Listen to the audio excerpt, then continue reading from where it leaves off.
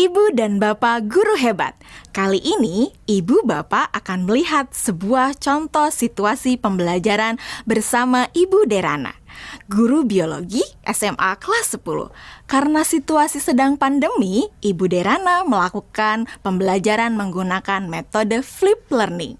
Flip learning adalah model pembelajaran di mana sebelum pertemuan daring dengan guru, murid diminta untuk mempelajari materinya terlebih dahulu secara mandiri.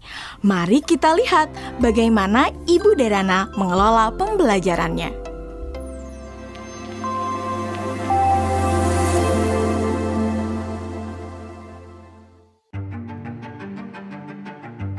Sebelum mengajar, beberapa hari sebelumnya, Ibu Derana tentu melakukan persiapan terlebih dahulu. Dalam tahap ini, Ibu Derana benar-benar memastikan bahwa ia memahami tujuan pembelajaran yang ia ingin murid-muridnya capai.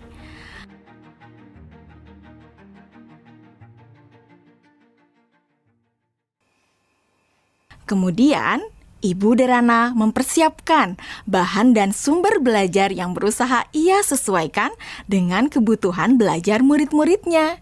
Ia menyiapkan beberapa buku, salinan artikel koran, video-video yang semuanya berkaitan dengan materi yang akan dipelajari murid-muridnya. Semua bahan belajar tersebut ia letakkan di Google Drive dan nantinya akan dapat diakses oleh murid-muridnya melalui Google Classroom. Ibu Derana lalu mengkomunikasikan kepada murid-murid melalui WhatsApp group untuk mengingatkan mereka mengakses Google Classroom mereka. Tahapan ini dilakukan sebelum Ibu Derana bertemu dengan murid-murid di Google Meet. Beberapa hari setelahnya, sesuai dengan jadwal, Bu Derana melakukan pertemuan secara sinkron dengan murid-murid melalui Google Meet. Selamat pagi anak-anak. Oke, senang sekali ya kita sudah bisa bertemu kembali pada sesi sinkron hari ini.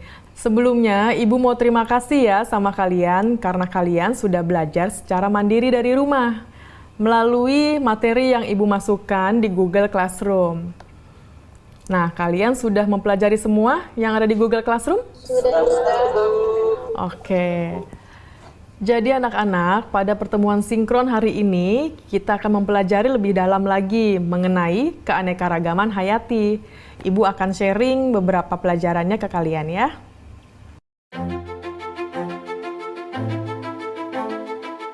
Nah, anak-anak, sekarang Ibu ada pertanyaan.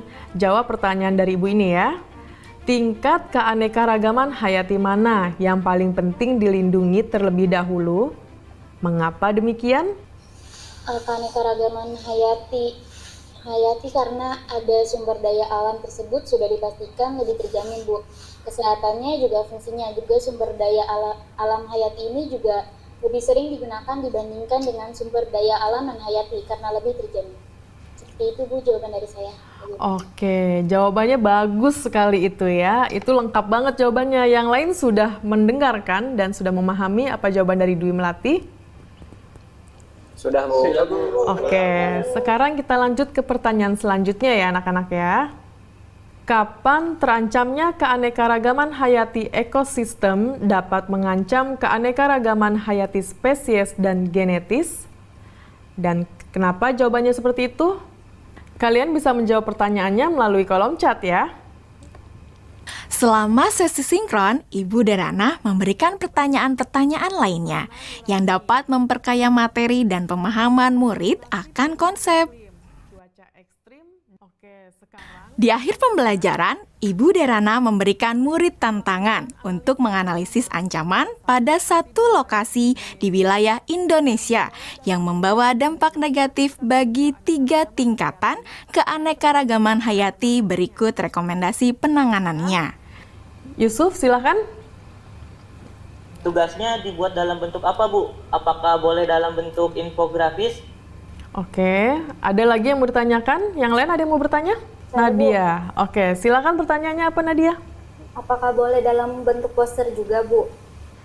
Kalian boleh memilih bagaimana cara kalian menunjukkan pemahaman kalian. Bisa melalui video, poster, tulisan, dan sebagainya. Ya Bu, izin bertanya. Ya, Lokasinya yang dipilih gimana ya Bu? Apakah ada ketentuan-ketentuan khusus? oke. Ada lagi yang mau bertanya? Ibu simpan dulu pertanyaannya ya. Bu, saya mau tanya, apakah untuk mengerjakan tugas ini kita harus datang ke lokasi tersebut, Bu? Oke, untuk lokasinya tidak perlu datang langsung ke lokasi tujuan ya. Jadi kalian bisa mencari langsung itu melalui online. Bu Derana melakukan diferensiasi produk dengan membebaskan murid memilih bentuk hasil pekerjaannya atau produk tugasnya sesuai dengan kenyamanan murid. Anak-anak, tadi Ibu sudah sampaikan ya bahwa hasil pekerjaan kalian dapat dibuat dalam berbagai bentuk produk. Artinya, kalian boleh memilih apakah kalian ingin menyampaikannya dalam bentuk poster digital, website, video, blog, presentasi PowerPoint, dan sebagainya. Nah, sekarang silahkan kalian sesuaikan dengan minat dan kenyamanan masing-masing. Namun demikian, kalian harus memperhatikan bahwa yang akan Ibu nilai adalah apakah kalian dapat menganalisis ancaman pada satu lokasi di wilayah Indonesia yang membawa dampak negatif bagi 3 tingkatan keanekaragaman hayati. Berikut rekomendasi penanganannya. Jadi, poin-poin kriteria yang akan dinilai akan berkaitan dengan hal tersebut. Nah, agar kalian bisa memahami dengan jelas tentang kriteria penilaiannya, mari kita diskusikan kriteria penilaian tersebut bersama-sama ya. Bagaimana? Setelah anak-anak jelas dengan kriteria penilaiannya, maka kemudian Ibu Derana meminta anak-anak untuk bekerja secara asinkron.